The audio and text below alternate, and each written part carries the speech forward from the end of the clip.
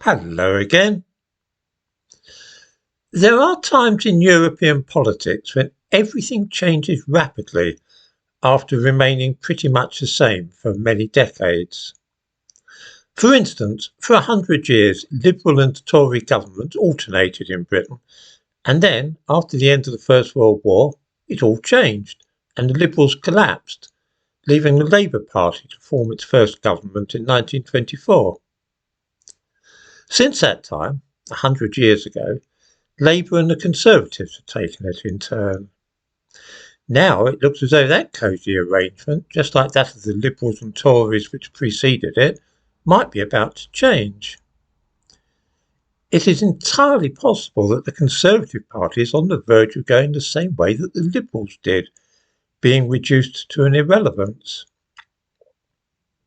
What is irritating to some of us, though, is that just as European countries are waking up and moving to the right, this country seems to be about to go in altogether another direction, giving Labour what some are describing as a supermajority. This too is roughly what happened a century ago. In the 1920s, while Britain was voting in socialists under Ramsay MacDonald, Europe was embarking upon experiments with a different form of government, that of the strong leader who felt that democracy had failed to provide the answers to things like economic chaos and stagnation. In the 1930s, this process accelerated, giving us leaders such as Mussolini and Hitler. It is sometimes forgotten when looking at developments in Europe during the 1930s that Germany and Italy were not the only dictatorships at that time. Spain, Portugal and Poland were also run by men who distrusted and rejected the very idea of democracy. In 1926, Marshal Józef Piłsudski led a military coup, seizing control of Poland by armed force.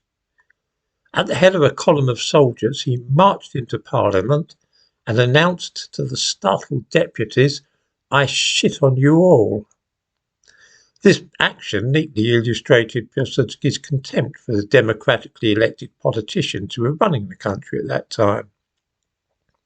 Of course, one disapproves strongly of such actions, although there is something strangely attractive about the idea of a senior army officer entering the House of Commons and making such a declaration here. France is now moving sharply to the right, and other European governments are doing the same. I cannot imagine that if Marine Le Pen and her party take control of France, that we shall be bothered too much in the future by small boats crossing the Channel. I rather think that the flotsam and jetsam of Africa and Asia might find they're not quite as free to wander into France as they are at the moment. The question which is exercising me right now is, why can't we in Britain get up a bit of gumption in the same way?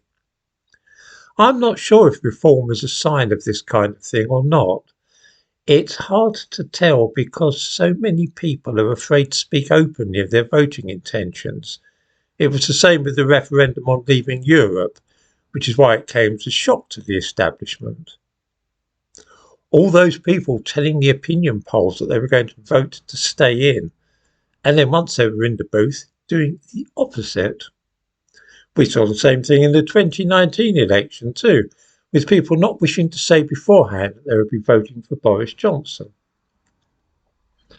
Of course, in America, it's looking increasingly likely that Trump will be the next president, which will also change the atmosphere of the entire world. It's rather like shaking up a kaleidoscope. I wonder if viewers remember kaleidoscopes. You could see a lovely pattern when you looked through them, and if you twisted them gently, then the pattern would change slowly, little by little. But you could also give the thing a violent shake, and then everything changed, the new patterns bearing no relation at all to those before. That is what we are perhaps seeing now, just as we did in the 1920s and 1930s.